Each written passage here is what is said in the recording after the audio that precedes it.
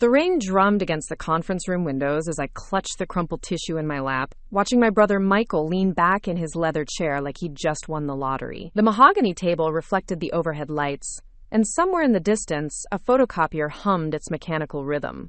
Mr. Hendricks had just finished reading Great Aunt Dorothy's will, and while Michael inherited her beautiful Victorian house and substantial savings account, I sat there staring at a handwritten list of what everyone was calling Emily's junk collection.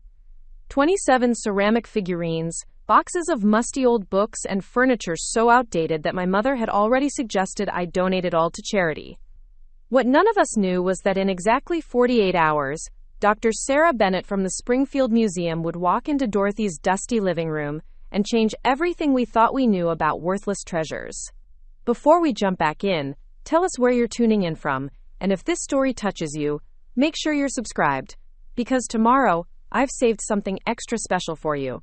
The October rain had been falling steadily for 3 days, turning the streets of Springfield into rivers of amber light, reflecting from every storefront and street lamp. I pulled my wool coat tighter as I hurried up the granite steps of the Hendricks Law Building, my shoes clicking against the wet stone in a rhythm that matched my nervous heartbeat. The glass doors whispered shut behind me, sealing out the sound of traffic and leaving me in the hushed atmosphere of polished floors and muted conversations drifting from behind closed doors. Great Aunt Dorothy had passed away 2 weeks earlier at the age of 84, slipping away peacefully in her sleep after a lifetime spent cataloging books at the Springfield Public Library. She'd been the family's quiet mystery, living alone in her 1920s Victorian house on Elm Street, surrounded by what my mother called a lifetime of accumulated clutter. Dorothy never married, rarely attended family gatherings, and had a habit of speaking in literary quotes that made conversations feel like riddles. When she did visit, she'd arrive with carefully wrapped presents that were always slightly unusual. Vintage brooches that didn't match anything in our wardrobes, first edition books by authors no one had heard of, or delicate tea sets that seemed too fragile for daily use. The elevator carried me to the 7th floor, where the law offices of Hendricks, Morrison & Associates occupied half the building. The waiting area smelled like leather and fresh coffee, with burgundy chairs arranged around glass tables that held magazines so pristine they might never have been opened. A receptionist with silver hair and kind eyes directed me to Conference Room B, where I could already hear familiar voices filtering through the partially open door. My family had gathered around an oval table that dominated the room, their reflections caught in its polished surface like portraits in dark water. My parents, Patricia and Robert Carter, sat side by side with the careful posture of people who dressed for a formal occasion. My mother wore her navy suit, the one reserved for graduations and important meetings, while my father kept adjusting his tie in the way he did when he felt out of place. Across from them sat my younger brother Michael, 29 years old, and confident in the way that came from closing real estate deals and driving a car that always seemed freshly washed. His girlfriend Jessica sat beside him, her manicured nails drumming silently against her phone case as she checked messages with practiced discretion. My cousin Brandon occupied the chair nearest the window, Dorothy's nephew from her late brother's side of the family. He'd driven in from Columbus, still wearing his hospital scrubs from his shift as a nurse, exhaustion evident in the way he rubbed his temples. We'd all expected this to be straightforward. Dorothy had lived modestly, saved carefully, and kept her affairs organized with the precision of someone who'd spent decades managing library systems. Mr. James Hendricks entered with the measured steps of someone who'd conducted hundreds of these meetings, carrying a leather portfolio and wearing the kind of glasses that suggested both authority and patience. He was perhaps 65, with salt and pepper hair combed neatly back, and a voice that had probably delivered both good news and difficult conversations with equal care. He settled into his chair at the head of the table, opened his portfolio with deliberate movements, and began the formal process that would divide Dorothy's life into legal portions. The preliminary details felt routine: the reading of Dorothy's full name, her date of birth, the confirmation that she'd been of sound mind when the will was prepared 18 months earlier. Mr. Hendricks explained that Dorothy had been meticulous in her preparations. updating her documents regularly and leaving detailed instructions for the distribution of her assets. She'd even included personal notes explaining some of her decisions, though he cautioned that not all bequests came with explanations. When he reached the substantial portions of the estate, the room's energy shifted like the moment before a thunderstorm. Dorothy's Victorian house on Elm Street, valued at approximately $280,000, would go to Michael, along with her primary savings account containing nearly $150,000. The announcement settled over the room like a warm blanket, and I watched my mother's shoulders relax as she reached over to squeeze Michael's hand. My father nodded approvingly, and Jessica looked up from her phone with genuine surprise and delight. Michael accepted the news with characteristic grace, expressing gratitude for Dorothy's generosity, while acknowledging that he'd use the inheritance wisely. He mentioned plans to renovate the house, perhaps rent it out as an investment property, or possibly sell it if the market conditions were favorable. The conversation flowed easily around practical matters: property taxes, maintenance considerations, the timeline for transferring ownership. Even Brandon seemed pleased with the outcome, commenting that Dorothy had always spoken fondly of Michael's ambition and work ethic. Then Mr. Hendricks cleared his throat and turned to a separate page in Dorothy's will, his expression shifting slightly as he located my section. The room's attention turned toward me with the casual interest of people who expected the remaining details to be brief and uncomplicated. I felt suddenly aware of my appearance, my teaching clothes that were practical rather than impressive, my hair pulled back in the simple ponytail I wore for classroom management, my hands that showed the faint stains of dry erase markers and chalk dust that never completely washed away. To my great-niece, Emily Carter, Mr. Hendricks began, his voice maintaining its professional cadence, I leave the contents of my personal collection, housed primarily in the front parlor, library, and attic storage areas of the residence. He paused, consulting Dorothy's handwritten notes. These items include my collection of ceramic figurines, approximately 27 pieces accumulated over several decades, my personal library of books with particular attention to the first editions housed in the glass front bookcase, various pieces of furniture including the Victorian settee, the mahogany writing desk, and the china cabinet, as well as jewelry and decorative items stored in the bedroom armoire. The silence that followed felt different from the celebratory quiet after Michael's announcement. This was the silence of people calculating value and finding the sum disappointing. I could feel my family's thoughts shifting, the mental mathematics of inheritance creating an uncomfortable awareness of disparity. Michael would receive a house and substantial money, while I would inherit what amounted to the contents of someone's attic and spare rooms. My mother was the first to break the silence, her voice carrying the forced brightness she used when trying to find silver linings in disappointing situations. Well, that's lovely, Emily. Dorothy always said you appreciated her collections. But even as she spoke, I could see her mind working, trying to calculate whether ceramic figurines and old books might add up to something meaningful, and probably concluding that they wouldn't. Jessica leaned toward Michael and whispered something that made him suppress a smile, and I caught just enough to understand that she was commenting on the practical challenges of clearing out what she called all that old stuff. Brandon, perhaps sensing the awkwardness, mentioned that Dorothy had always been fond of antiques and collectibles, though he acknowledged that such items could be difficult to appraise and even harder to sell. My father, never comfortable with emotional undercurrents, focused on logistics. You'll need to arrange for storage, Emily, or decide what you actually want to keep. That house has accumulated decades worth of items. His tone was practical rather than unkind, but it carried the implication that most of Dorothy's possessions would likely end up donated or discarded rather than treasured. The meeting concluded with handshakes and expressions of gratitude toward Mr. Hendricks, who provided timeline information for transferring assets and recommended contacts for property appraisals and estate sales. Michael and Jessica made plans to visit the house that weekend to assess its condition and begin planning renovations. My parents discussed dinner arrangements and offered congratulations that felt genuine but unequal. Michael's future had been secured, while mine had been complicated by the responsibility of sorting through someone else's accumulated belongings. As we gathered our coats and prepared to leave, I found myself holding the key to Dorothy's house along with a handwritten list of the items I'd inherited. The paper felt substantial in my hands, covered in Dorothy's careful script that documented each figurine by description and location, noted the organization system she'd used for her books, and included detailed instructions for caring for the more delicate pieces. Reading her notes, I realized that what my family saw as random accumulation had actually been carefully curated over decades, each item chosen and placed with the deliberation of someone who understood the difference between collecting and hoarding.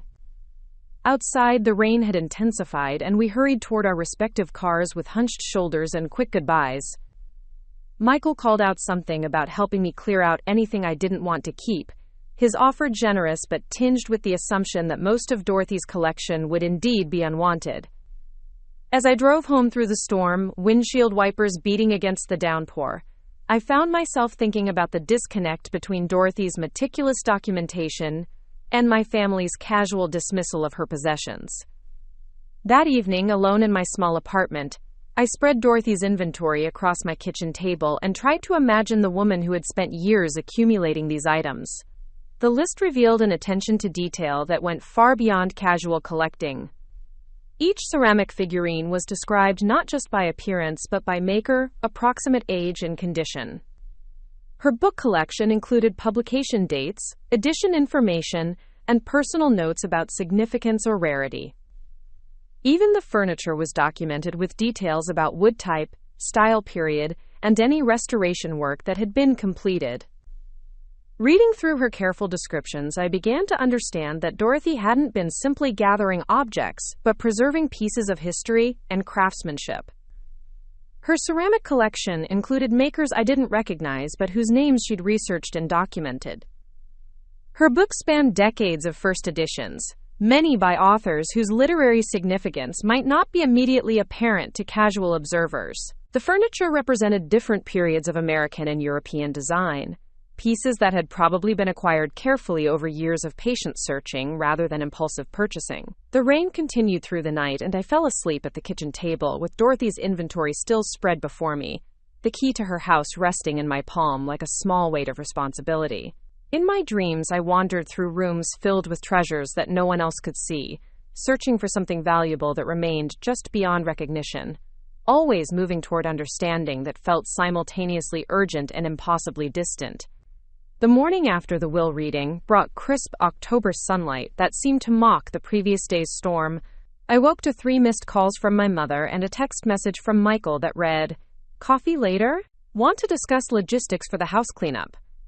The casual tone of his message struck me as somehow telling, logistics, cleanup, the assumption that Dorothy's carefully documented collection would need to be efficiently disposed of rather than thoughtfully examined. I made coffee in my small kitchen. Preparing and narrating this story took us a lot of time, so if you are enjoying it, subscribe to our channel. It means a lot to us. Now back to the story. And while scrolling through the inventory Dorothy had left, her handwriting now familiar after hours of study. Each item was described with the precision of someone who understood value beyond surface appearance. Royal Worcester figurine, circa 1895, hand-painted roses, minimal crazing, read one entry. Dickens' first edition, Christmas Carol, 1843, original binding with slight foxing to end papers, noted another. The depth of her knowledge became increasingly apparent as I read through page after page of detailed observations that revealed decades of careful research and acquisition. My phone buzzed with another message, this one from Jessica, who had apparently been thinking about practical matters since yesterday's meeting. "Hey, Michael and I were talking about maybe having an estate sale company come look at Dorothy's stuff. We know a great company that handles cleanouts, very professional, and they donate whatever doesn't sell. Thought it might save you the hassle of dealing with everything piece by piece." The message was well-intentioned, I knew, but something about the word cleanout made my stomach tighten with an emotion I couldn't quite identify. I dressed carefully for my teaching day, choosing the navy dress that made me feel confident and professional, though I wasn't sure why armor felt necessary for facing 7th graders who would be more interested in weekend plans than Victorian literature. The drive to Roosevelt Middle School took me past Elm Street, and I found myself slowing as I approached Dorothy's house, its Gothic Revival architecture standing proudly among the more modest homes that had been built in later decades when land was divided into smaller lots. The house looked different in daylight, less mysterious and more substantial, with details that spoke of quality construction and careful maintenance. The wraparound porch featured intricate woodwork that had been recently painted, and the stained glass panels flanking the front door caught the morning light in patterns of amber and deep blue. Dorothy had clearly taken pride in preserving the home's original character, and I wondered how much of her collection had been chosen to complement the house's historical integrity rather than simply satisfy personal preferences. During my lunch break, I found myself researching some of the makers Dorothy had mentioned in her inventory. Royal Worcester proved to be a prestigious English porcelain company whose antique pieces regularly sold for hundreds or thousands of dollars, depending on rarity and condition. The Dickens first edition she'd documented was listed on rare book sites, with asking prices that made me set down my sandwich and read the screen twice to ensure I hadn't misunderstood the decimal placement. My afternoon classes passed in a blur of discussion about symbolism and short stories, but my mind kept drifting to Dorothy's careful documentation and the growing realization that her collection might represent far more than family heirlooms with sentimental value. When the final bell rang, I drove directly to Elm Street, parking in Dorothy's driveway and sitting for several minutes before gathering the courage to use the key Mr. Hendricks had provided. The front door opened with the solid weight of quality hardware, and I stepped into a foyer that transported me back several decades. The wallpaper featured William Morris patterns in deep greens and golds, and an ornate hall tree stood ready to receive coats and umbrellas from visitors who had probably last called during Dorothy's prime years of social engagement. The air held the faint scent of lavender and old books.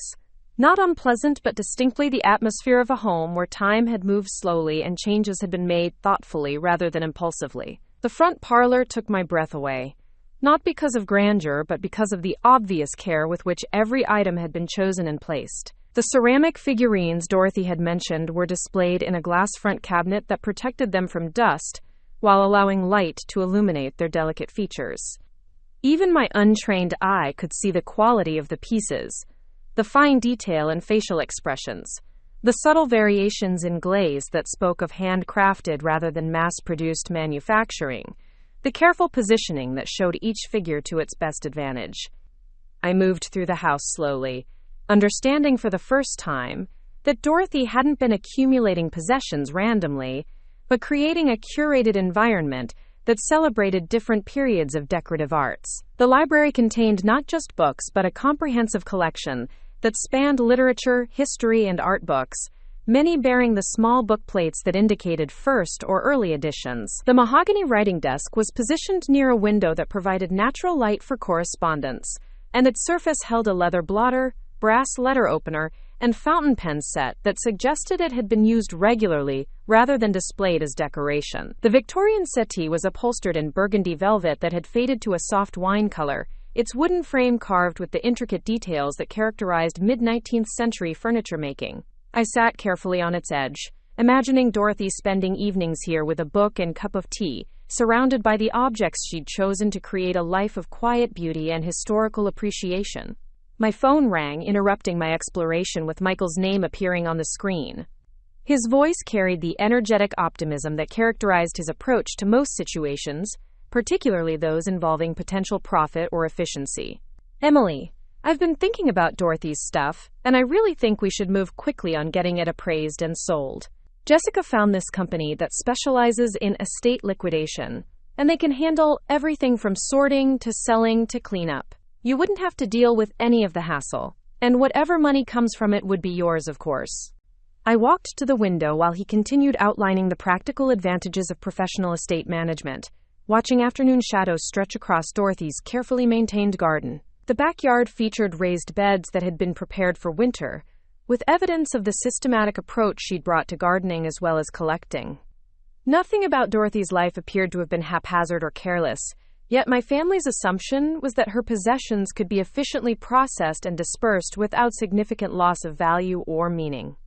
"Michael, I appreciate the offer, but I think I'd like to spend some time going through things myself first," I said, surprising myself with the firmness in my voice. Dorothy left very detailed notes about her collection, and I wanted to understand what she was trying to preserve before making decisions about selling anything. The silence that followed suggested Michael was recalibrating his assumptions about my approach to the inheritance. "Sure, of course. he finally said, though his tone carried a hint of concern that I might be overcomplicating what he saw as a straightforward situation. Just keep in mind that some of this stuff might deteriorate if it sits too long, and storage costs can add up if you're not living in the house. But whatever you want to do is fine. It's your inheritance. After ending the call, I continued my exploration of Dorothy's home, beginning to understand that what my family had dismissed as an eccentric old woman's accumulation was actually a sophisticated collection built over decades of knowledge and careful acquisition. The bedroom armoire contained jewelry that ranged from Victorian mourning pieces to Art Deco brooches, each item wrapped in tissue paper and stored with small cards noting provenance or historical significance. A strand of pearls came with a card indicating they had belonged to Dorothy's grandmother, while a garnet brooch was documented as Scottish, circa 1880, purchased from a reputable antique dealer in Edinburgh during Dorothy's travels in the 1970s. The more I discovered, the more I realized that my family's quick assessment of Dorothy's possessions as junk or clutter revealed more about our own limitations than about the actual value of her collection. We had looked at her things through the lens of contemporary consumer culture, where value was measured by newness and brand recognition, rather than craftsmanship, rarity, or historical significance. Dorothy had clearly operated from a different value system, one that appreciated the artistry of previous generations and the importance of preserving objects that told stories about cultural and artistic development. As evening approached, I locked Dorothy's house and drove home with a growing sense of responsibility that felt both exciting and overwhelming. I had inherited not just objects, but the obligation to understand their significance and ensure their preservation or appropriate placement. The casual assumption that everything could be quickly sold or donated began to feel like a betrayal of Dorothy's careful stewardship, yet I also recognized my own limitations in understanding the full scope of what she had entrusted to me. That night, I called my friend Rachel Kim, whose art history background had made her a valued colleague during my years teaching middle school humanities. Rachel listened patiently as I described Dorothy's house and the growing realization that the collection might be more significant than my family had assumed. Her response was immediate and enthusiastic. She knew curators at the Springfield Museum of Art and History who specialized in decorative arts and could provide professional assessment of the collection's historical and monetary value. Emily, you absolutely need to have this properly evaluated before making any decisions about selling, Rachel said, her voice carrying the authority of someone who had seen valuable pieces lost through ignorance or hasty decision-making. If your aunt was as knowledgeable as her documentation suggests, this could be museum-quality material. Even if it's not extraordinarily valuable, it deserves to be assessed by people who understand what they're looking at. The conversation with Rachel crystallized something I had been feeling but hadn't articulated, that Dorothy's collection represented a form of cultural preservation that went beyond personal ownership. She had spent decades learning about decorative arts, acquiring pieces thoughtfully and documenting them carefully, creating what amounted to a private museum that told stories about craftsmanship, artistic movements, and social history. To treat such a collection as mere estate sale merchandise felt like destroying a library to sell the paper. The following morning brought a call from my mother, her voice carrying the carefully controlled tone she used when discussing family matters that required delicate handling. Emily, dear, I've been thinking about Dorothy's things, and I wonder if you've considered the practical aspects of keeping so many items. Your apartment isn't very large, and storage facilities can be quite expensive. Michael mentioned that Jessica knows some wonderful people who handle estate sales professionally.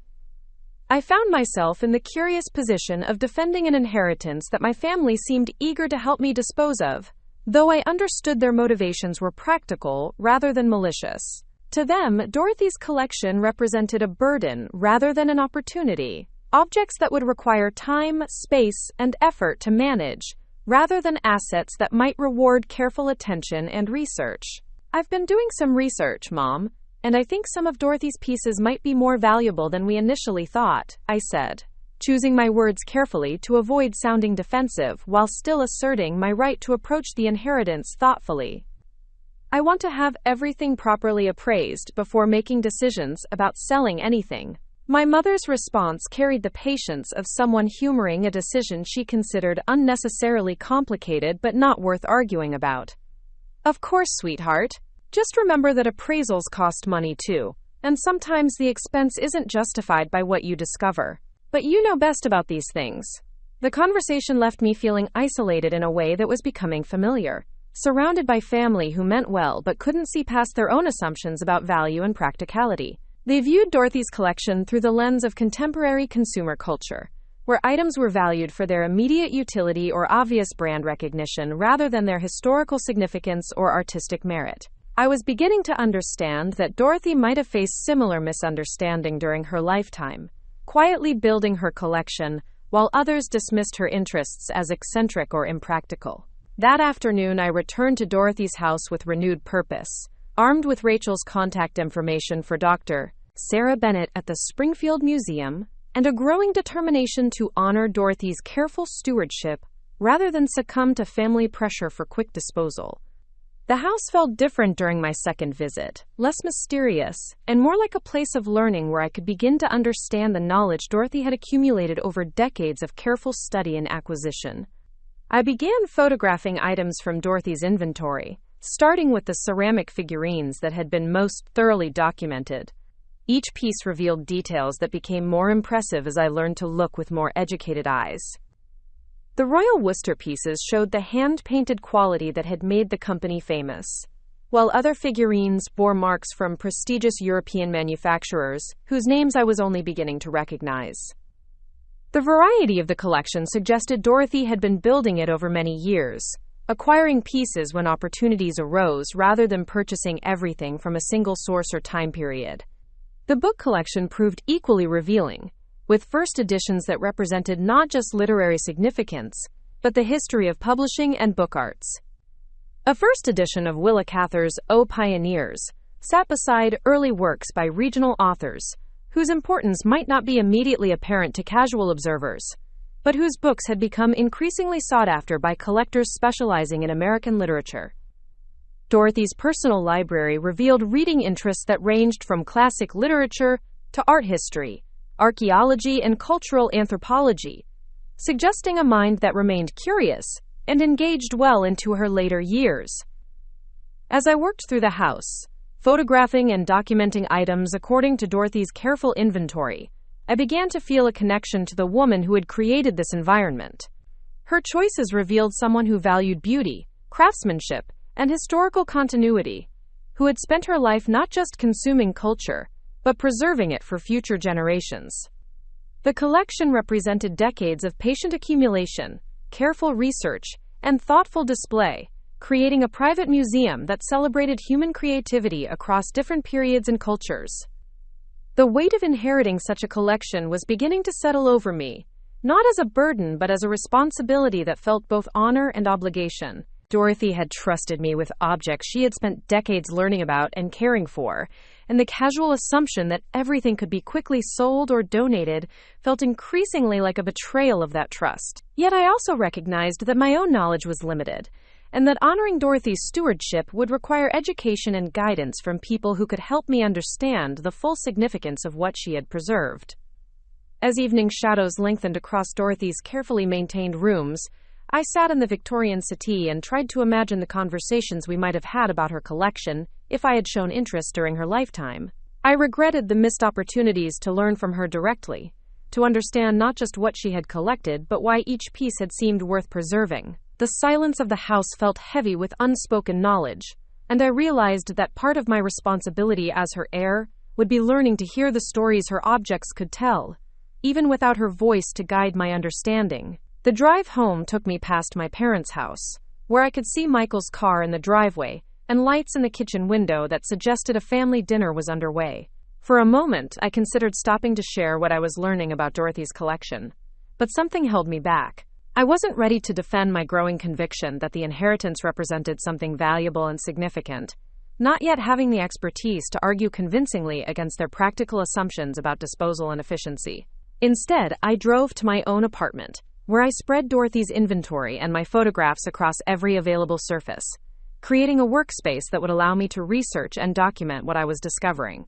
The process felt like detective work, following clues that Dorothy had left in her careful notes and cross-referencing them with online databases of collectibles, auction results, and museum collections. Each search revealed new information that increased my appreciation for Dorothy's knowledge and the potential significance of her collection. Late that night, as I prepared to contact Dr. Bennett at the Springfield Museum, I realized that my relationship with my family had shifted in subtle but important ways. They remained focused on practical considerations and efficient solutions, while I was becoming increasingly committed to understanding and preserving Dorothy's legacy. The divergence wasn't dramatic or hostile, but it created a distance that felt both necessary and lonely, as if I were crossing into territory that they couldn't or wouldn't enter with me. The last thing I did before sleep was to reread Dorothy's inventory one more time, paying attention not just to her descriptions of objects, but to the care with which she had documented everything. Her handwriting remained steady and clear throughout the lengthy document, suggesting someone who had approached the task with patience and attention to detail rather than rushing through an obligation. She had wanted her collection to be understood and valued, and I was beginning to realize that fulfilling that wish would require more courage and independence than I had initially understood. The crisp November morning arrived with the kind of sharp clarity that made everything appear freshly etched against the pale sky. I had arranged to meet with Dr. Sarah Bennett at Dorothy's house, having spent the previous week preparing detailed photographs and organizing Dorothy's documentation into folders that would allow for systematic examination of the collection. My hands trembled slightly as I unlocked the front door, not from cold but from anticipation mixed with an undercurrent of dread that I might discover my growing hopes about Dorothy's collection were misplaced optimism rather than informed intuition.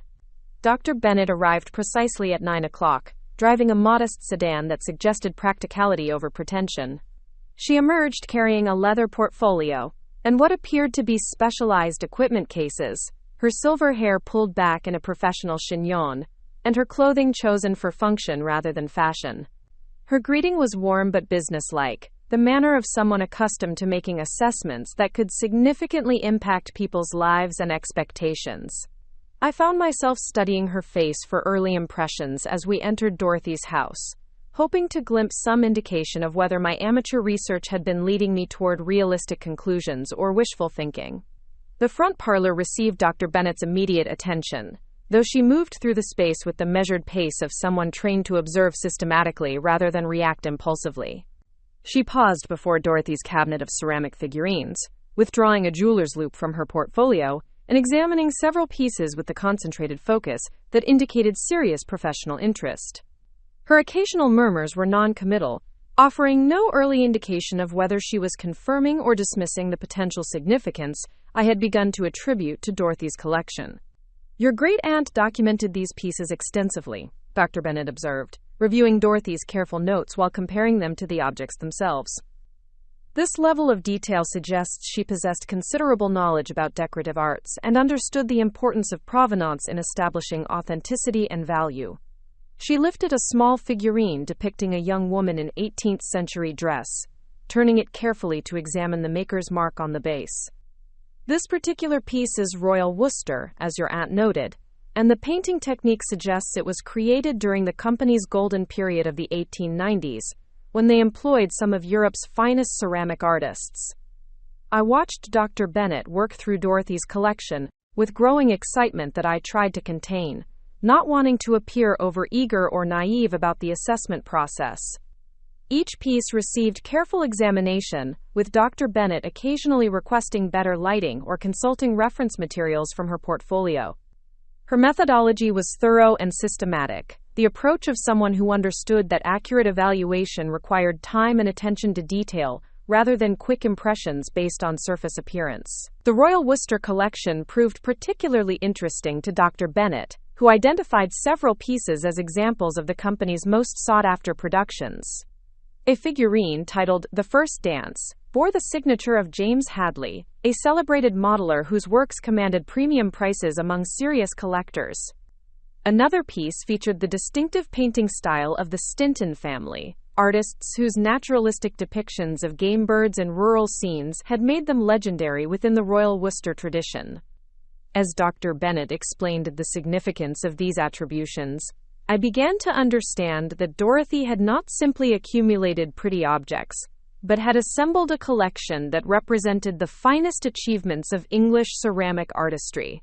The remarkable aspect of your aunt's collection, Drive, Bennett continued, moving to examine a set of figurines depicting classical mythological scenes, is not just the quality of individual pieces, but the coherence of her acquisition strategy. These pieces represent different periods and styles within Royal Worcester's production, creating a comprehensive survey of the company's artistic development rather than random accumulation of whatever happened to be available. The assessment process continued through the morning, with Dr. Bennett examining each piece against Dorothy's documentation while making detailed notes in her own professional shorthand. Her concentration was absolute, the focus of someone who understood that her conclusions would determine not just monetary value, but the appropriate treatment and preservation of objects that represented significant cultural and artistic achievement. I found myself holding my breath during particularly lengthy examinations, as if my anxiety might somehow influence her professional judgment about pieces that had become increasingly important to my understanding of Dorothy's intellectual and aesthetic legacy. By midday, Dr. Bennett had completed her examination of the ceramic collection and moved to Dorothy's library, where the presence of numerous first editions had already captured her attention. Her expertise extended beyond decorative arts to include rare books and manuscripts, and she approached Dorothy's literary collection with the same systematic methodology she had applied to the ceramics. The Dickens first edition that had caught my attention during initial research proved to be in exceptional condition, with original binding and minimal wear that suggested careful handling over more than a century and a half. First edition of A Christmas Carol in this condition, Dr. Bennett explained, handling the book with cotton gloves and examining the printing details under magnification, represents one of the most significant achievements in Victorian literature and publishing history. The print run was small, and copies that have survived in original condition are increasingly rare and valuable. She consulted current auction records on her tablet, cross-referencing recent sales of comparable editions to establish current market values. The literary collection revealed the same thoughtful acquisition strategy that had characterized Dorothy's approach to ceramics.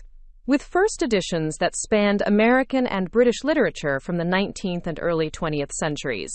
A signed first edition of Willa Cather's Death Comes for the Archbishop sat beside early works by regional poets whose literary significance had grown substantially since their original publication. Dorothy's collection demonstrated not just appreciation for established classics, but prescient recognition of works that would gain importance over time, suggesting someone who had possessed sophisticated understanding of literary trends and cultural development. Your aunt appears to have been building this collection over several decades, Dr. Bennett observed, noting publication dates and acquisition notations that Dorothy had penciled discreetly inside front covers. The range and quality suggests someone who combined genuine literary appreciation with astute collecting instincts. Some of these editions have appreciated significantly in value since they were likely acquired, but more importantly, they represent a coherent collection that documents American literary development during a particularly fertile period. The afternoon brought examination of Dorothy's furniture collection, where Dr. Bennett's expertise revealed the sophisticated understanding of period styles and construction techniques that had guided Dorothy's acquisitions. The Victorian settee proved to be an exceptional example of mid-19th century upholstery work, with original horsehair stuffing and hand-tied springs that indicated high-quality manufacturing rarely seen in contemporary furniture production. The mahogany writing desk displayed construction details that identified it as the work of a specific furniture maker, whose pieces had become increasingly sought after by collectors specializing in American Federal period craftsmanship. Each piece in your aunt's collection, Dr. Bennett explained while examining the joints and wood grain of an ornate side table, represents careful selection based on quality of construction, historical significance, and aesthetic merit. This isn't furniture that was purchased for immediate utility, but rather pieces that were chosen for their artistic and cultural value. The collection documents different periods of American and European furniture making, creating an educational resource that many museums would find valuable. As the day progressed, Dr. Bennett's assessment began to crystallize into conclusions that exceeded even my most optimistic expectations about Dorothy's collection. The ceramic pieces alone represented a significant assemblage of Royal Worcester productions, with several figurines worth thousands of dollars individually, and the complete collection potentially valuable enough to attract serious attention from museums and private collectors specializing in English decorative arts.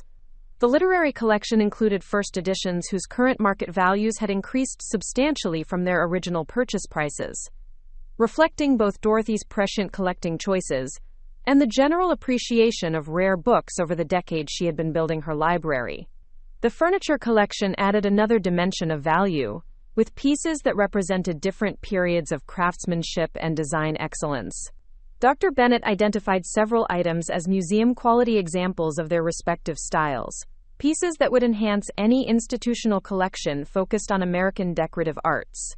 The cumulative effect of Dorothy's collecting strategy was a comprehensive assemblage that documented artistic and cultural development across multiple media and time periods, creating educational and aesthetic value that transcended the sum of individual components. Ms. Carter, Dr. Bennett said as she began organizing her notes and preparing preliminary estimates, your great-aunt created what amounts to a private museum of exceptional quality and coherence. The individual pieces are valuable, but the collection as a whole represents something more significant. A thoughtful survey of decorative and literary arts that demonstrates sophisticated understanding of cultural and artistic development. She handed me a folder containing preliminary valuations that made me sit down heavily in Dorothy's favorite reading chair. The ceramic collection alone was valued between $80,000 and $120,000, depending on market conditions and the specific pieces that might be offered for sale. The book collection represented another $40,000 to $60,000 in current rare book market values, with several individual titles worth thousands of dollars based on recent auction results. The furniture collection added substantial additional value, with the Victorian pieces and Federal period items together worth an estimated $30,000 to $50,000. The total preliminary valuation ranged from $150,000 to $230,000.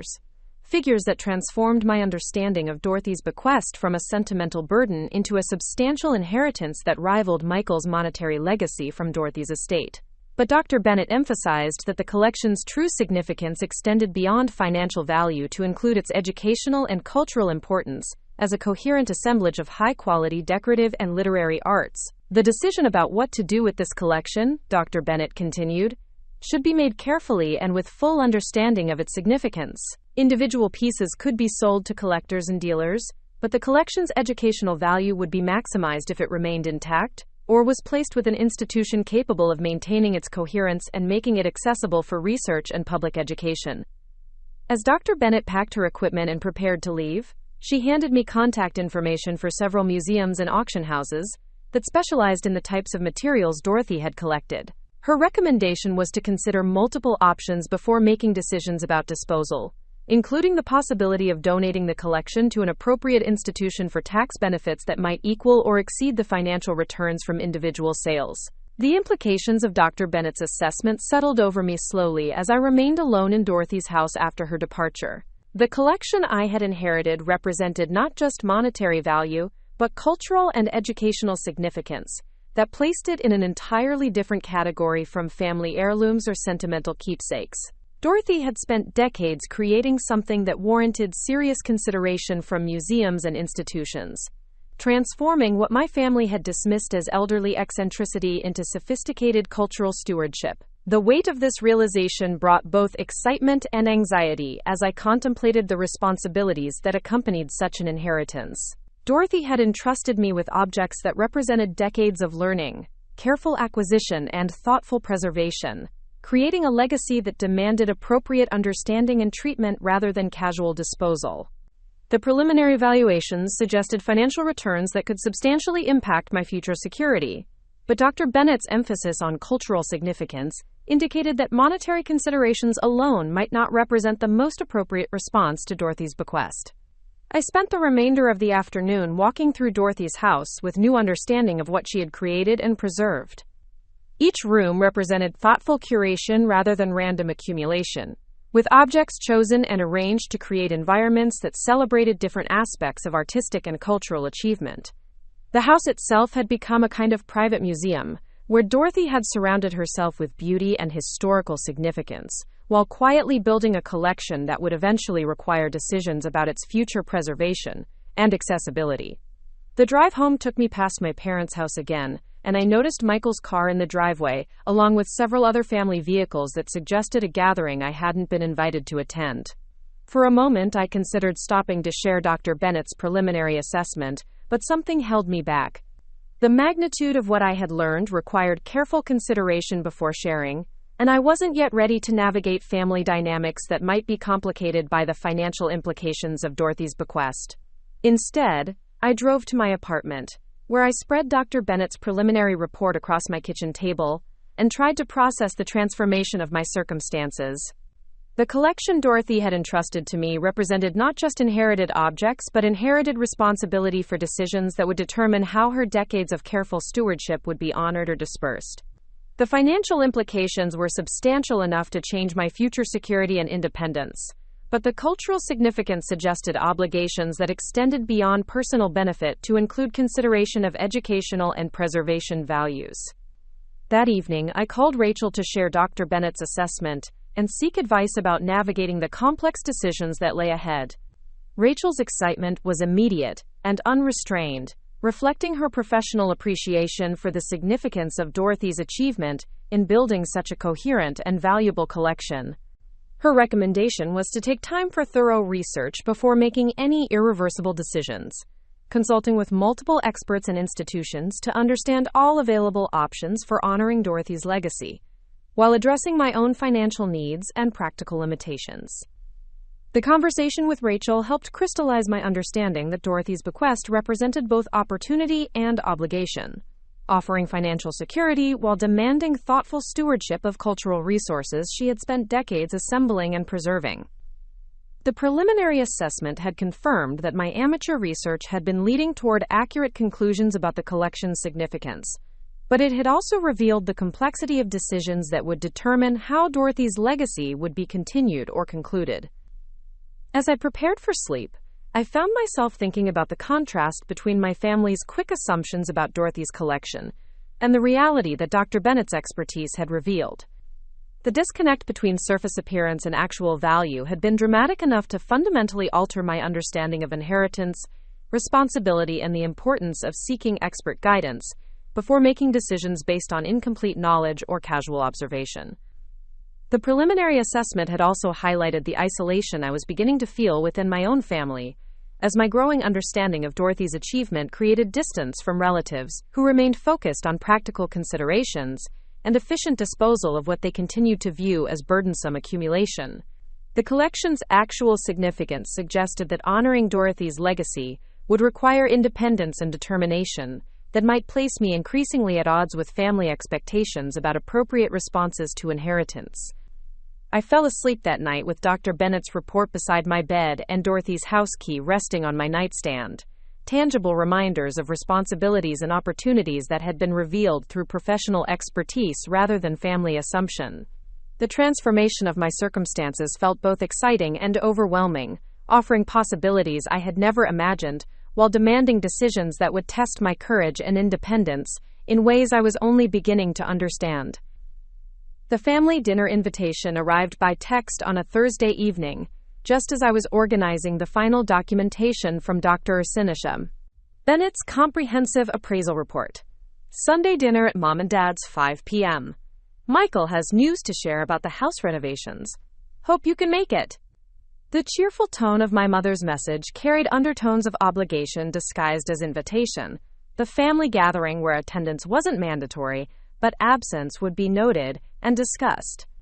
I had been dreading this conversation for the 3 weeks since Dr. Bennett's assessment had transformed my understanding of Dorothy's collection from sentimental burden to significant cultural and financial inheritance. The preliminary figures had been confirmed through additional expert consultation, with the total value now estimated between $250,000 to $300,000, depending on market conditions and sales strategies. More importantly, 2 prestigious museums had expressed serious interest in acquiring the collection intact. recognizing its educational value and coherence as a survey of American and European decorative arts. The weight of this knowledge had been both liberating and isolating, offering financial security I had never imagined while creating distance from family members who remained committed to their original assumptions about Dorothy's possessions. I had postponed sharing Dr. Bennett's findings, knowing that the revelation would fundamentally alter family dynamics and force conversations about inheritance, fairness, and the unpredictable nature of value that extended beyond surface appearances. Sunday afternoon brought unseasonably warm November weather, with golden light filtering through bare tree branches and the kind of crisp air that made everything feel sharply defined and present. I drove to my parents' house in Maplewood, with Dr. Bennett's formal appraisal report in my bag, its official letterhead and detailed documentation representing evidence that would challenge every assumption my family had made about Dorothy's bequest. The familiar neighborhood streets felt different somehow, as if my changed circumstances had altered my perspective on environments that had once seemed permanent and unchanging. My parents' house welcomed me with the comfortable predictability of Sunday dinners that had marked family life for decades. The dining room table was set with my mother's good china, the pattern she had chosen for her wedding 40 years earlier and still used for occasions that demanded more formality than everyday meals. The smell of roast beef and vegetables filled the air, along with the subtle fragrance of the candles my mother lit whenever she wanted to create atmosphere that elevated ordinary gatherings into memorable occasions. Michael and Jessica arrived shortly after me, their energy bright with the satisfaction of people whose plans were proceeding according to expectations. Michael carried architectural drawings and renovation estimates, documentation of his progress in transforming Dorothy's Victorian house into contemporary rental property that would generate steady income while preserving the building's historic character. Jessica had researched comparable properties in the neighborhood, creating market analysis that demonstrated the financial wisdom of Michael's renovation strategy.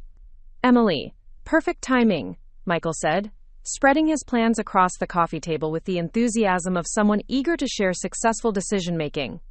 "I wanted to show you what we're planning for Dorothy's house. The contractor thinks we can preserve most of the original woodwork while updating the kitchen and bathrooms for modern tenants. The rental market in that neighborhood is really strong right now." I studied Michael's architectural drawings while listening to his explanation of renovation plans that would maximize the property's income potential while respecting its historical integrity. His approach was thoughtful and well-researched, balancing contemporary functionality with preservation of original details that gave the house its character and charm. The financial projections suggested steady rental income that would provide long-term security while building equity through property appreciation. "The timing worked out perfectly," Jessica added, consulting her market research on her tablet.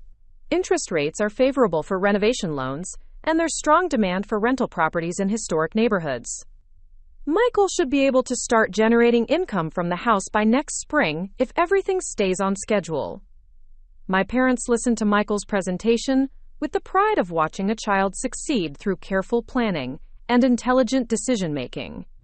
They asked informed questions about renovation costs, rental rates, and property management strategies, engaging with details that demonstrated their understanding of real estate investment principles. The conversation flowed easily around practical considerations and financial projections, the family dynamic of shared goals, and mutual support for sensible decision-making. "What about you, Emily?" my father asked during a pause in Michael's presentation. "Have you made any progress with Dorothy's collections? I hope you're not feeling overwhelmed by all that stuff." His tone carried genuine concern mixed with the assumption that managing Dorothy's possessions would prove more burdensome than beneficial, requiring assistance or simplification to become manageable. The question hung in the air like a challenge I had been avoiding for weeks, the moment when my knowledge about Dorothy's collection would either remain private or transform family understanding of inheritance and value. I could feel everyone's attention focusing on me with the casual interest of people who expected brief reassurance that complications were being resolved efficiently. The preliminary assessment figures felt heavy in my memory, knowledge that would shift the entire dynamic of the conversation and our relationships with each other.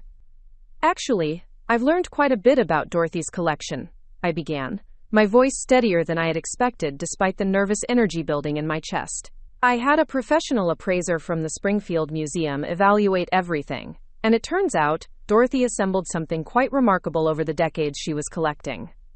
The change in atmosphere was immediate and subtle, like the shift in air pressure that precedes a storm. Michael's attention moved from his architectural drawings to my face, while Jessica looked up from her market research with the focused interest of someone sensing unexpected developments. My parents exchanged glances that suggested they were preparing for complications they had hoped to avoid. "That's wonderful, dear," my mother said, her voice carrying the careful enthusiasm she used when encouraging projects she didn't entirely understand.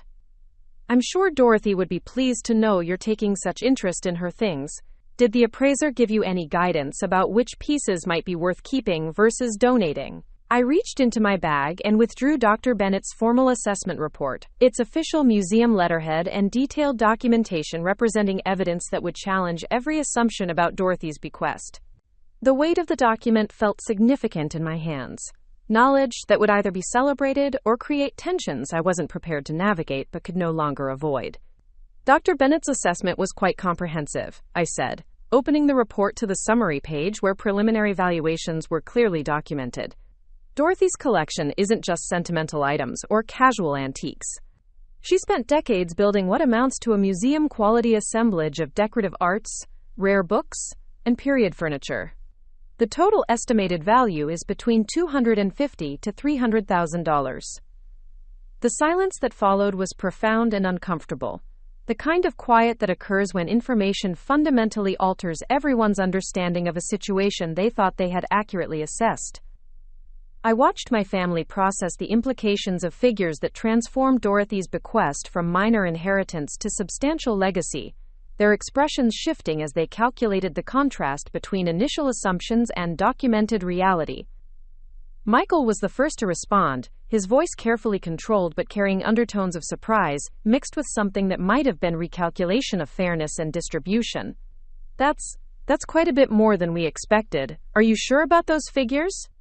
Sometimes appraisers can be overly optimistic, especially if they're trying to encourage sellers to use their services.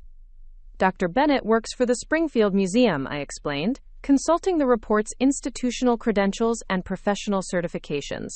She's not trying to sell anything. Her assessment is purely academic and professional. She actually recommended that I consider donating the collection to a museum rather than selling it, because of its educational value and historical significance. Jessica leaned forward to examine the appraisal report, her experience in real estate making her comfortable with professional valuations and market assessments. "These look like legitimate figures," she said after scanning the documentation and comparable sales data that supported Dr. Bennett's conclusions. "The individual pieces are valued against recent auction results and current market conditions. This is serious money, Emily." My father cleared his throat, the sound he made when processing information that required adjustment of his understanding and expectations. "Well, that's certainly unexpected. Dorothy always seemed so frugal and practical. I had no idea she was building something so valuable." His tone carried genuine surprise, mixed with retrospective respect for Dorothy's apparently sophisticated collecting strategy. The conversation that followed revealed the complexity of family dynamics, when inheritance proves unequal in ways that challenge assumptions about fairness and appropriate distribution. Michael's initial surprise evolved into questions about the accuracy of professional assessment, while my parents struggled to reconcile their memory of Dorothy's modest lifestyle with evidence of her substantial collecting achievement. The preliminary assumption that Dorothy's possessions represented minor sentimental value had given way to recognition that her bequest to me rivaled the monetary inheritance Michael had received. "I suppose the question now," my mother said, her voice carefully neutral as she navigated emotional territory that required diplomatic handling, "is what you plan to do with Dorothy's collection. The appraisal suggests significant value, but managing and selling such items could be quite complicated and time-consuming." Her comment carried subtle implications about my capability to handle complex financial decisions and manage valuable assets. The family dynamic where my role as the impractical dreamer made substantial inheritance seem somehow inappropriate or undeserved. I felt the familiar heat of being patronized by people who meant well but couldn't imagine me successfully navigating situations that required business acumen or financial sophistication. Several museums have expressed interest in the collection, I said, hearing my voice become firmer as I defended decisions I was still formulating. Dr. Bennett thinks the educational value might be more important than monetary return, and there could be significant tax advantages to donation versus sale. I'm still researching all the options before making any final decisions. Michael's response carried the practical concern of someone whose own inheritance had required careful planning and strategic decision-making. Emily, I hope you'll consider consulting with a financial advisor before making any major decisions. Tax implications for donations can be complex, and market conditions for collectibles can be unpredictable. You want to make sure you're maximizing the benefit of Dorothy's bequest. The well-intentioned advice felt condescending despite Michael's genuine concern for my financial welfare, the family assumption that I would need guidance and supervision to avoid making impulsive decisions that might waste Dorothy's legacy. The suggestion that I required professional assistance to manage my inheritance created distance that hadn't existed before, the subtle shift in family dynamics when one member's circumstances change in ways that challenge established roles and expectations.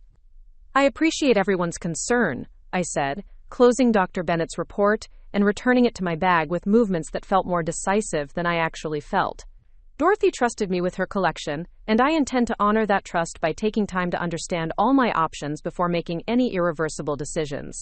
The collection took her decades to build, and it deserves thoughtful consideration rather than hasty disposal. The remainder of the dinner passed with conversation that felt strained, despite everyone's efforts to maintain normal family interaction.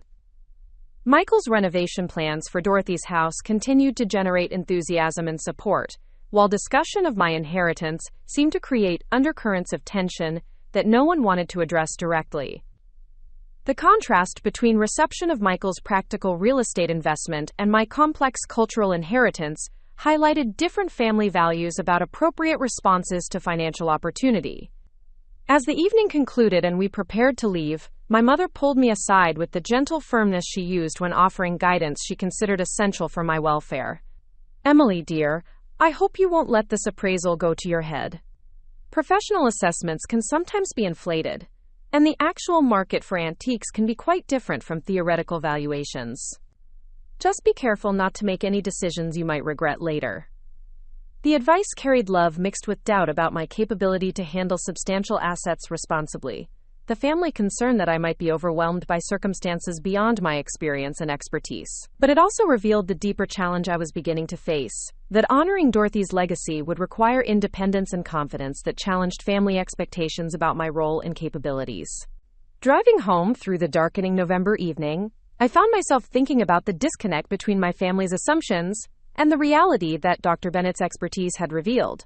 Dorothy's collection represented not just monetary value, but cultural achievement that placed her in an entirely different category from the eccentric elderly relative my family remembered. The professional assessment had validated my growing sense that Dorothy had been building something significant, while others dismissed her interests as harmless eccentricity. The isolation I felt wasn't hostile or dramatic, but it was real and growing. My family remained focused on practical considerations and efficient solutions, while I was becoming increasingly committed to understanding and preserving Dorothy's legacy in ways that honored her decades of careful stewardship. The preliminary assessment had confirmed that my inheritance represented both opportunity and responsibility that would require decisions my family couldn't or wouldn't understand.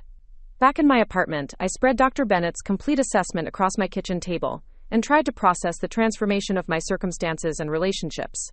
The collection Dorothy had entrusted to me had proven more valuable and significant than anyone had imagined, offering financial security while demanding thoughtful stewardship of cultural resources that represented decades of sophisticated collecting.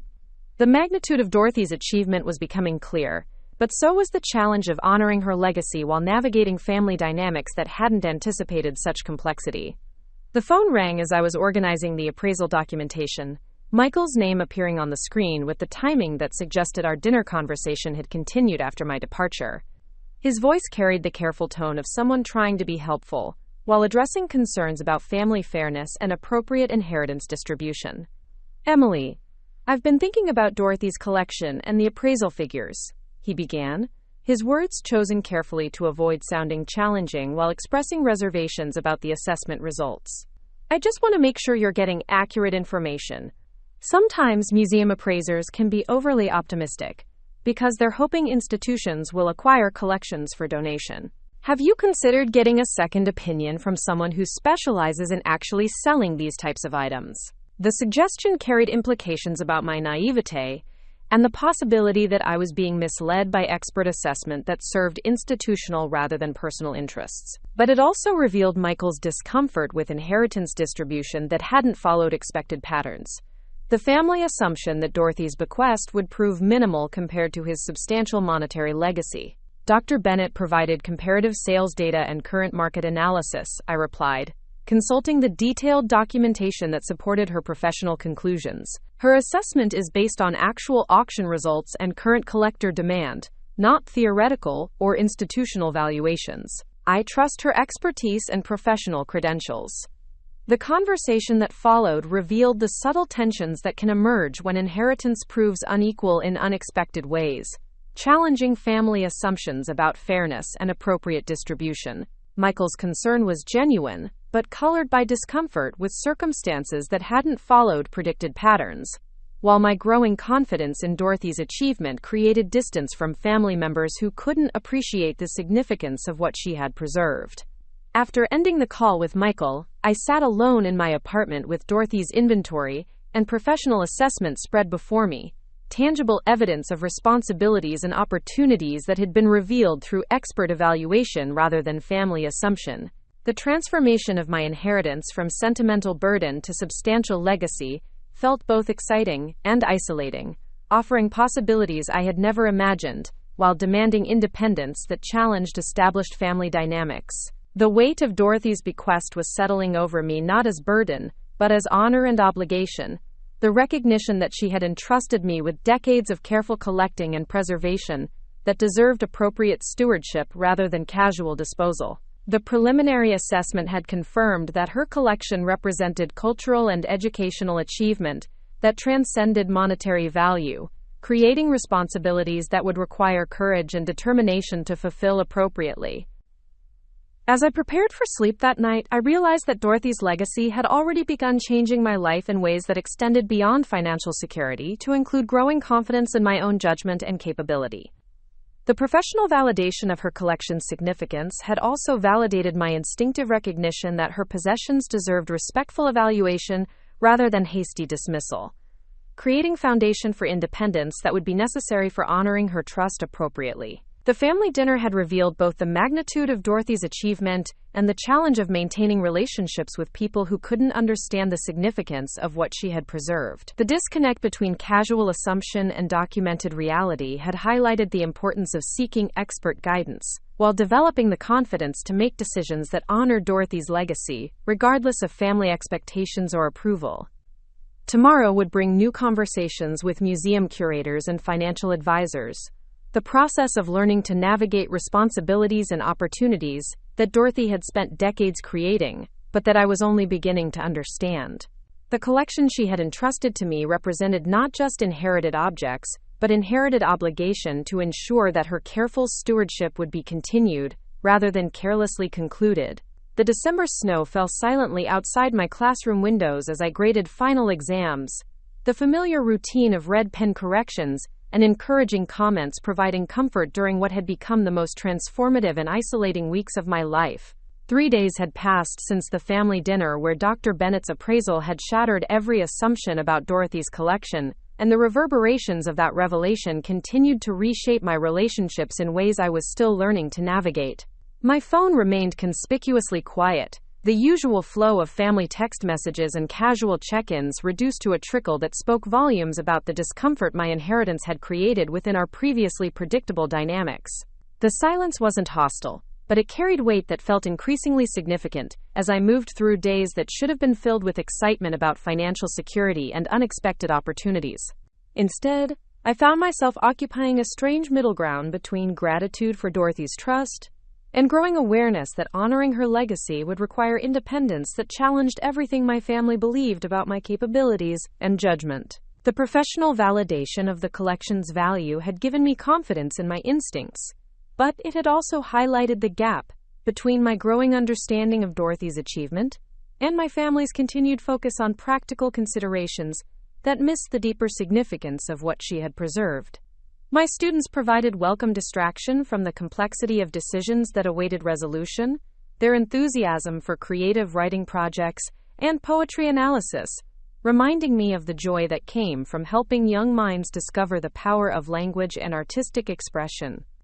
Teaching had always grounded me in purpose that extended beyond personal concerns, the daily satisfaction of watching 13-year-olds develop confidence in their own voices and perspectives.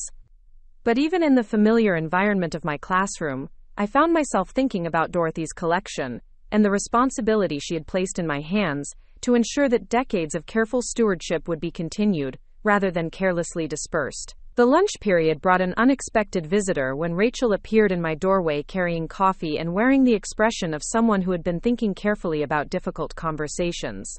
Her friendship had become increasingly important during the week since Dorothy's death, providing intellectual and emotional support that helped me navigate challenges my family couldn't or wouldn't understand. She settled into the student desk beside mine with the casual comfort of someone who had spent enough time in classrooms to feel at home among the educational materials and inspirational posters that decorated my professional space.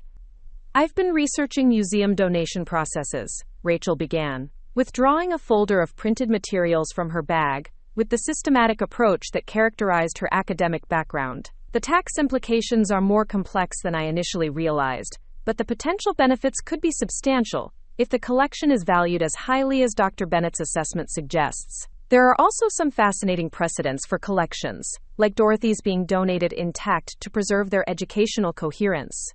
The documentation Rachel had assembled revealed the intricate legal and financial considerations that accompanied major charitable donations, particularly those involving collections with significant cultural and monetary value.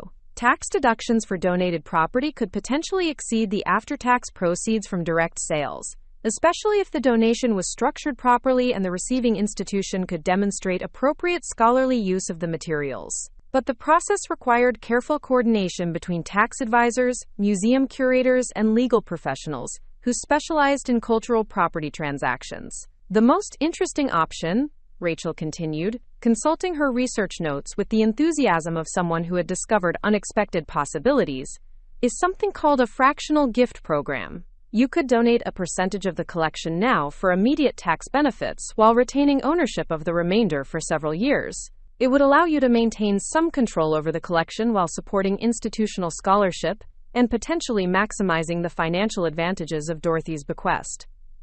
The complexity of options available for managing Dorothy's legacy was both exciting and overwhelming, offering pathways that could honor her cultural preservation goals while providing financial security that would transform my personal circumstances. But each option required decision-making that would determine not just my own future but the ultimate destination and treatment of objects that Dorothy had spent decades acquiring and documenting. The weight of that responsibility felt both privilege and burden. The recognition that my choices would complete or conclude Dorothy's life work of cultural stewardship. Our conversation was interrupted by a text message from my mother, the first direct communication since Sunday's family dinner, and carrying the careful tone she used when addressing topics that required diplomatic handling. "Emily, hope you're doing well. Have you had a chance to think more about Dorothy's collection? Dad and I would be happy to help you research your options if you'd like some assistance." The offer was well-intentioned but carried undertones of concern about my capability to manage complex decisions independently. The family dynamic where my role as the impractical dreamer made substantial responsibility seem somehow inappropriate or risky. I showed the message to Rachel, who understood immediately the emotional complexity of family relationships that couldn't adapt to changed circumstances or recognize personal growth and capability. Her own experience navigating academic career decisions despite family expectations about appropriate choices for women had given her insight into the challenge of maintaining relationships while asserting independence that others found threatening or incomprehensible. "They're struggling to adjust their image of you," Rachel observed, her voice carrying the gentle honesty that made her friendship so valuable during difficult transitions.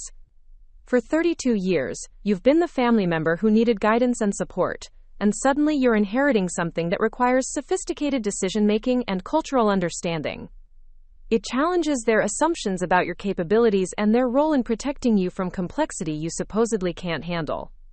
The accuracy of Rachel's assessment was both validating and painful, highlighting dynamics I had accepted for decades without recognizing their impact on my self-confidence and independence. My family's love was genuine, but it was constrained by expectations about my limitations that had shaped our relationship since childhood. Dorothy's bequest had inadvertently challenged those expectations by requiring knowledge and decision-making skills that my family hadn't recognized I possessed or could develop with appropriate guidance and research. The afternoon brought another unexpected development, when Dr. Bennett called with news that 2 additional museums had expressed serious interest in Dorothy's collection after learning about its scope and quality through professional networks. The Metropolitan Museum of Art had inquired about the Royal Worcester ceramics, while the Smithsonian's American Art Museum was interested in the furniture collection as examples of period craftsmanship that would enhance their permanent installations. The level of institutional attention was both flattering and slightly overwhelming, transforming Dorothy's private collection into something that qualified for consideration by the nation's most prestigious cultural institutions. The interest from major museums validates what I suspected during my initial assessment, Dr. Bennett explained, her voice carrying professional excitement tempered by awareness of the complex decisions such attention would require. Your aunt's collection represents museum-quality materials that could significantly enhance institutional holdings and support scholarly research. But the decision about placement should be made carefully, considering both the educational mission of potential recipient institutions and your own financial and practical needs. The conversation with Dr. Bennett reinforced my growing understanding that Dorothy's collection existed in rarefied territory, where cultural significance intersected with substantial monetary value, creating opportunities and responsibilities that required expertise I was still developing. The magnitude of institutional interest suggested that Dorothy had achieved something remarkable through decades of patient collecting and careful stewardship, transforming what others had dismissed as elderly eccentricity into cultural achievement that warranted serious attention from the country's leading museums. After school, I drove to Dorothy's house for what had become daily visits that served both practical and emotional purposes. The quiet time among her carefully preserved objects, providing perspective on decisions that would determine the ultimate fate of her life's work. The December afternoon light filtered through the Victorian windows with golden warmth that made the ceramic figurines seem to glow from within their display cases, each piece reflecting Dorothy's sophisticated understanding of artistic quality and historical significance. I had begun spending time in Dorothy's library, reading books from her collection while surrounded by the environment she had created to celebrate literature and decorative arts. Her personal copies of classic novels contained marginal notes that revealed thoughtful engagement with the texts, while her art history books showed evidence of careful study and cross-referencing that had guided her collecting decisions. The woman who emerged from these personal traces was far more intellectually sophisticated than the quiet, frugal, elderly relative my family remembered. Someone whose modest lifestyle had concealed profound appreciation for cultural preservation and artistic achievement. The late afternoon brought a phone call from Michael, his voice carrying the cautious tone of someone who had been thinking carefully about family dynamics and financial fairness. The conversation that followed revealed his struggle to reconcile his assumptions about appropriate inheritance distribution with the documented reality of Dorothy's bequest to me. The challenge of accepting that value had been distributed in ways that challenged his expectations about fairness and family hierarchy. I've been doing some research on antique values and museum donations, Michael began, his words chosen carefully to avoid sounding challenging while expressing ongoing reservations about the assessment of Dorothy's collection. I found some articles suggesting that appraisal values for donation purposes can sometimes be inflated compared to actual market prices. I'm just concerned that you might be getting overly optimistic projections that could lead to disappointment if you try to sell the pieces individually.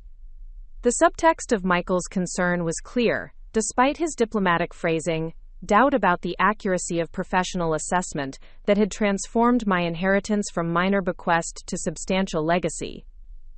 His research had apparently focused on finding evidence that might diminish the documented value of Dorothy's collection, the unconscious effort to restore family dynamics where inheritance distribution followed expected patterns, rather than surprising reversals that challenged assumptions about worth and deservingness. Dr. Bennett's assessment is based on recent auction results and current market conditions, I replied, consulting the detailed documentation that supported her professional conclusions. She's not trying to encourage any particular decision. Her role is purely educational and advisory. The museum interest we're receiving confirms that her evaluation reflects genuine significance rather than inflated projections. The conversation revealed the ongoing challenge of maintaining family relationships while asserting confidence in decision-making that others couldn't understand or appreciate. Michael's concern was genuine but colored by discomfort with circumstances that hadn't followed predicted patterns, while my growing understanding of Dorothy's achievement created distance from family members who remained focused on practical considerations that missed the deeper significance of cultural preservation and artistic stewardship. Evening found me alone in my apartment with Dorothy's inventory and Dr. Bennett's complete assessments spread across every available surface, creating a workspace that allowed me to research and plan approaches to honoring Dorothy's legacy while addressing my own financial needs and practical limitations. The magnitude of institutional interest in the collection was both validating and intimidating, confirming Dorothy's achievement while highlighting the complexity of decisions that would determine how her decades of careful work would be concluded or continued. I had begun drafting letters to the museums that had expressed interest, seeking detailed information about their acquisition processes, scholarly intentions, and long-term preservation capabilities. Each institution offered different advantages for Dorothy's collection, from public accessibility to research opportunities to educational programming that would make her objects available to students and scholars. The challenge was determining which placement would best honor Dorothy's apparent intention to preserve and share cultural artifacts that might otherwise be lost or dispersed. The financial implications of various options required careful analysis that extended beyond simple comparison of immediate returns to include tax advantages, long-term security, and personal satisfaction with outcomes that would affect my life for decades to come. Direct sale of individual pieces would provide immediate liquidity, but would disperse the collection and eliminate its educational coherence. Museum donation would preserve Dorothy's achievement while providing tax benefits that might equal or exceed the after-tax proceeds from commercial sales. Fractional gift programs offered middle ground that could address both financial needs and preservation goals, while maintaining some ongoing connection to Dorothy's legacy. As I worked through the evening, organizing documentation and researching options for managing Dorothy's bequest, I found myself thinking about the transformation that had occurred in my understanding of inheritance, responsibility, and family dynamics.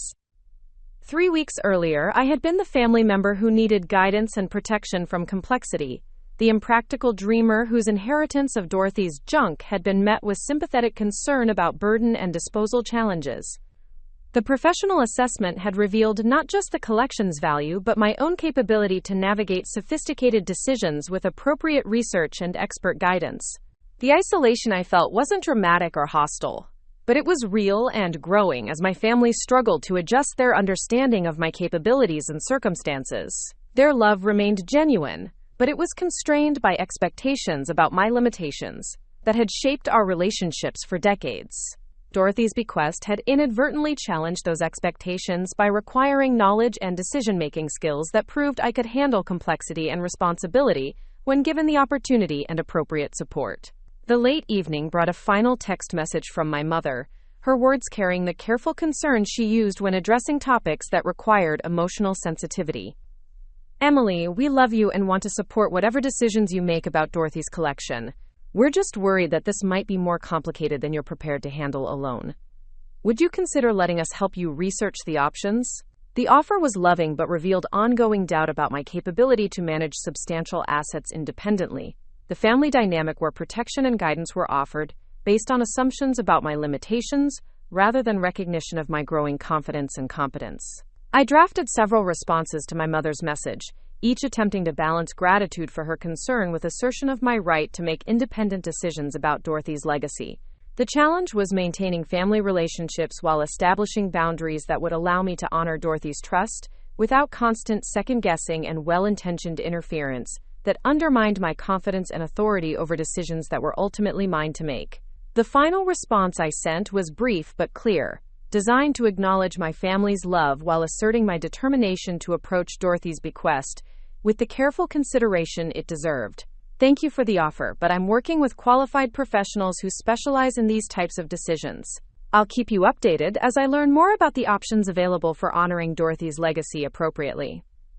As I prepared for sleep, I realized that Dorothy's collection had already transformed my life in ways that extended far beyond financial security, to include growing confidence in my own judgment and capability. The professional validation of her achievement had also validated my instinctive recognition that her possessions deserved respectful evaluation rather than hasty dismissal, creating foundation for independence that would be necessary for fulfilling my responsibilities as her chosen heir.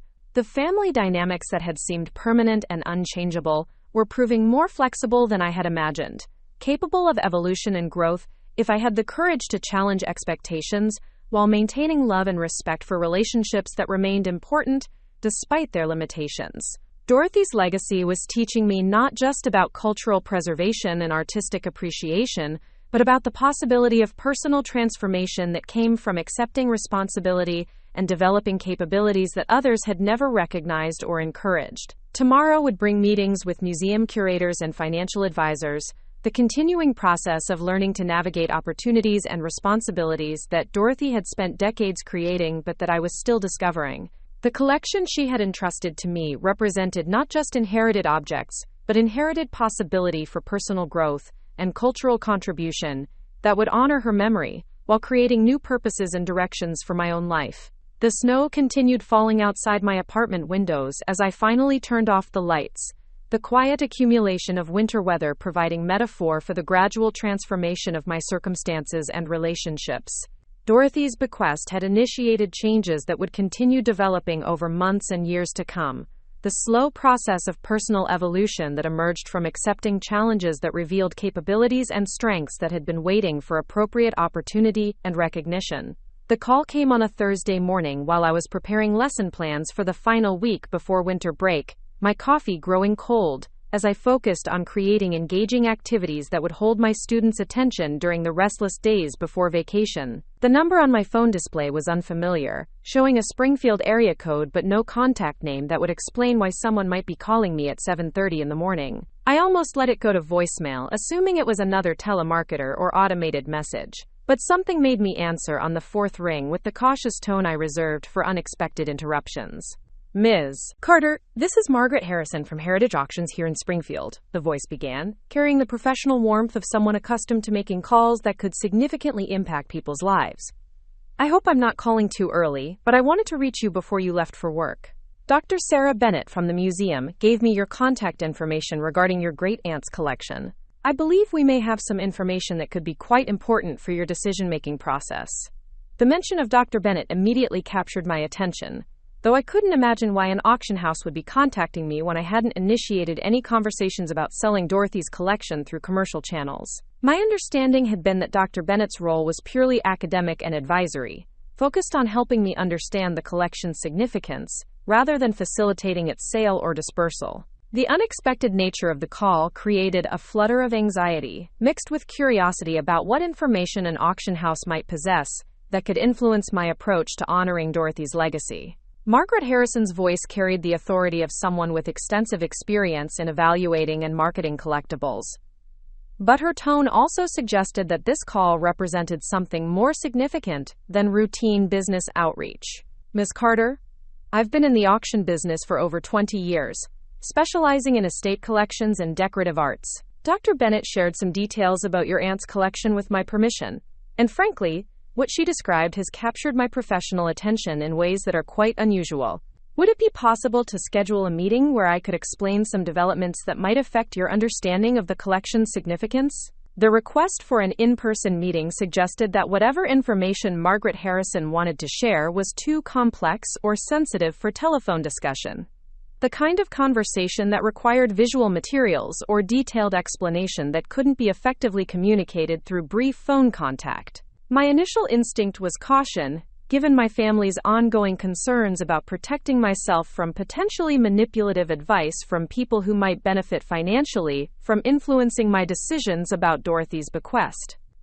"What kind of developments are you referring to?" I asked, attempting to gather enough information to determine whether this meeting request represented legitimate professional guidance or an attempt to encourage premature decisions about selling Dorothy's collection through commercial channels that might not serve my best interests, or honor Dorothy's apparent intentions for cultural preservation. Margaret's response carried conviction that suggested she was addressing significant, rather than routine matters related to Dorothy's collection. "Without going into details over the phone, I can tell you that some items in your aunt's collection have attracted attention from collectors and institutions beyond what Dr. Bennett's initial assessment might have indicated. There are also some questions about provenance and historical significance that could substantially affect both value and appropriate placement options. I think you'd find the information quite illuminating." The mention of provenance questions created immediate concern about potential complications that could affect my ability to make clear decisions about Dorothy's legacy, while the reference to collector and institutional attention suggested that word about the collection's quality had spread through professional networks in ways that might create unexpected opportunities or pressures. The complexity of managing Dorothy's bequest was apparently extending beyond my initial understanding of straightforward choices between museum donation and commercial sale. I agreed to meet Margaret Harrison that afternoon at Heritage Auctions, driven by growing recognition that honoring Dorothy's legacy would require understanding all aspects of the collection's significance and potential complications. The morning classes passed in a blur of holiday-themed writing assignments and end-of-semester logistics, but my mind remained focused on speculation about what information an auction house might possess that could fundamentally alter my approach to Dorothy's bequest. Heritage Auctions occupied a converted warehouse in Springfield's Arts District, its industrial architecture softened by elegant signage and window displays that showcased fine art and decorative objects waiting for upcoming sales. The interior combined professional gallery lighting with climate-controlled storage areas, creating an environment that balanced commercial efficiency with respect for the cultural and artistic value of the objects being evaluated and marketed. Margaret Harrison greeted me in a conference room lined with reference books and auction catalogs, her silver hair styled in a practical chignon, and her clothing chosen for authority rather than fashion. She appeared to be in her late 50s, with the confident bearing of someone who had built expertise through decades of experience evaluating collections and managing complex estate situations. The materials spread across the conference table suggested she had prepared extensively for our meeting, with photographs, documentation, and reference materials organized for systematic presentation. "Ms. Carter, thank you for making time to meet with me," Margaret began, settling into her chair with the practiced efficiency of someone accustomed to conducting important business conversations. "What I'm about to share with you may significantly affect your understanding of your aunt's collection and the options available for managing her legacy. Some of this information has only recently come to light through research conducted by specialists who learned about the collection through professional networks." She opened a folder containing high-resolution photographs of several pieces from Dorothy's ceramic collection, images that had clearly been taken by professional photographers using museum-quality lighting and equipment. The level of detail visible in the photographs exceeded anything I had seen during my own documentation efforts, revealing subtle aspects of craftsmanship and decoration that hadn't been apparent during casual examination. "These photographs were taken by specialists who visited your aunt's house several years ago," Margaret explained, consulting notes that suggested extensive research into Dorothy's collecting activities and professional relationships. "Your aunt was apparently more connected to the collector and academic communities than her family realized. She had been quietly consulting with experts about her collection for at least a decade, seeking authentication and documentation for pieces she suspected might have exceptional significance." The revelation that Dorothy had been actively researching her collection with professional assistance was both surprising and somehow logical, explaining the sophisticated level of documentation she had maintained and the apparent expertise that had guided her acquisition decisions. It also suggested that her collecting had been far more systematic and informed than the casual accumulation of pretty objects that my family had assumed based on surface observations of her lifestyle and interests. Margaret continued her presentation by showing auction records and collector databases that documented sales of similar pieces over the past several years, revealing market trends and collector preferences that positioned Dorothy's collection as increasingly valuable and sought after. Royal Worcester figurines comparable to Dorothy's had been selling for prices that exceeded Dr. Bennett's initial estimates, while the quality and condition of Dorothy's pieces suggested they would attract premium attention from serious collectors. "The remarkable aspect of your aunt's collection," Margaret observed, consulting additional documentation that detailed the provenance research Dorothy had apparently commissioned, "is not just the individual quality of pieces but the coherence and comprehensiveness of her acquisition strategy. She was building what amounts to a definitive survey of specific makers and periods, creating educational and research value that extends far beyond the sum of individual components." The presentation continued with information about recent developments in the collector market that had increased demand for exactly the types of pieces Dorothy had been accumulating. Changes in international trade policies had made acquiring similar items more difficult and expensive, while growing interest from Asian collectors had created new demand that was driving prices higher than historical precedents would have suggested.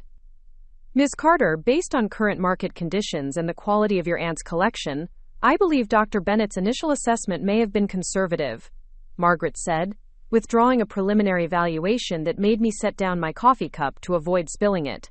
"Current market conditions suggest the collection could be worth between $400,000 and $500,000, if marketed appropriately to the right collectors and institutions." The figures represented a substantial increase from Dr. Bennett's already impressive assessment, transforming Dorothy's bequest from significant inheritance to life-changing legacy that would provide financial security I had never imagined possible. But Margaret's presentation also revealed the complexity of factors that could affect the collection's ultimate value, from market timing to authentication issues, to the challenge of finding appropriate buyers who would appreciate and preserve Dorothy's achievement. "There are also some specific pieces in your aunt's collection that have attracted particular attention from researchers," Margaret continued, withdrawing photographs of several items I recognized from Dorothy's inventory. A Royal Worcester figurine depicting, quote, "the water carrier," appears to be a previously unknown example of work by Charles Toft, one of the company's most celebrated artists. If authentication can be confirmed, this single piece could be worth between $50,000 and $75,000. The possibility that Dorothy's collection included pieces of museum-quality rarity was both exciting and overwhelming, confirming that her decades of careful collecting had resulted in discoveries that even professional experts were only beginning to recognize and appreciate. But it also highlighted the importance of proper authentication and documentation before making any decisions about sale or placement, the need for specialized expertise that extended beyond general appraisal into specific areas of scholarly research. Margaret's final revelation involved information about Dorothy herself that placed her collecting activities in an entirely different context from the family narrative of eccentric elderly accumulation. "Your aunt was apparently corresponding with collectors and curators internationally, seeking information about pieces she was considering for acquisition. Her personal library includes correspondence with experts at the Victoria and Albert Museum in London and the Metropolitan Museum here in New York. She was far more sophisticated and connected than her quiet lifestyle would have suggested." The documentation Margaret shared included photocopies of letters Dorothy had written and received, revealing a scholarly engagement with decorative arts that demonstrated deep knowledge and serious commitment to cultural preservation.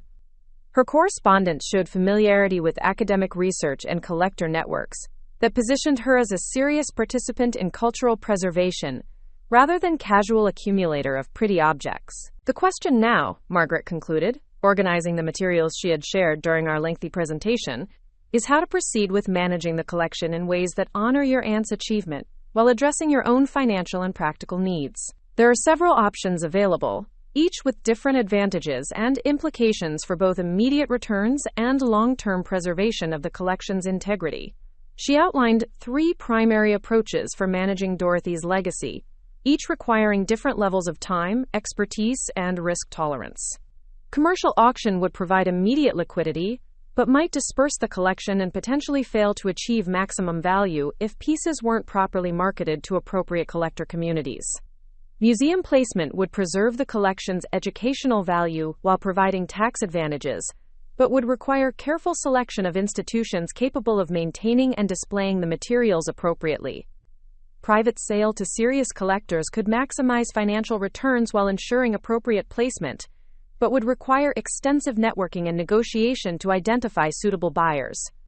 My recommendation, Margaret said, gathering the documentation and preparing to conclude our meeting, is to take time for additional authentication and research before making any final decisions about placement or sale. The collection your aunt assembled appears to be even more significant than initial assessments indicated, and hasty decisions could result in substantial financial loss or inappropriate dispersal of materials that represent decades of sophisticated collecting.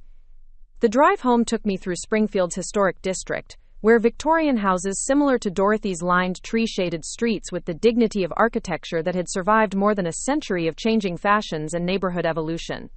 The afternoon light cast long shadows that emphasized the careful preservation and maintenance that kept these houses beautiful and functional, metaphors for the kind of cultural stewardship that Dorothy had practiced through her collecting activities. Back in my apartment, I spread Margaret Harrison's materials across my kitchen table alongside Dr. Bennett's assessment and my own research notes, creating a comprehensive workspace that revealed the increasing complexity of decisions surrounding Dorothy's legacy. The collection that had initially seemed like a burden requiring disposal had evolved into a sophisticated cultural achievement that warranted careful consideration and expert guidance for appropriate management. The financial implications of the updated valuations were transformative, offering security and independence that would fundamentally alter my life circumstances and future possibilities. But the revelation of Dorothy's scholarly engagement with collecting communities also highlighted the responsibility I had inherited to ensure that her decades of careful work would be concluded appropriately, rather than dispersed carelessly or managed by someone without adequate appreciation for what she had achieved.